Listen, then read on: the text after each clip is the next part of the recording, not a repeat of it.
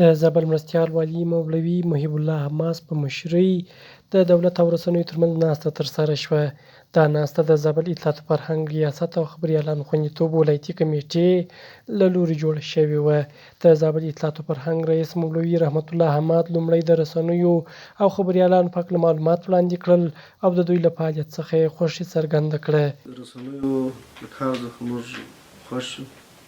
د اسلامي امارت له راتګ څخه وروسته زموږ د رسنیو ترمنځ همغږي ورځ تر بلې پیاوړې شوې ده او په تېرو وختونو کې چې اسلامي امارت دلې واکمن شوی ده او اسلامي نظام نافظ شوی ده، شریعت نافظ شوی ده، موږ له رسنیو سره هېڅ ستونزه نه لرو. د زابل د خبریالانو خوندیتوب کمیټې مسؤل عصمت الله عمري زابل کې د خبریالانو وضعیت ښه وباله او له دولت څخه یې د لا زیاتو همکاریو غوښتنه وکړه.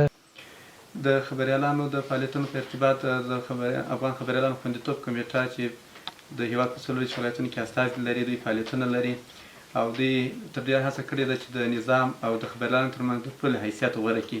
د زابل مرستیال والي لومړی د رسنیو او خبریالانو له هڅو مننه وکړه او ژمنه یې وکړه چې دوی به خبریالان او رسنیو سره اغېزمنې همکاري کوي.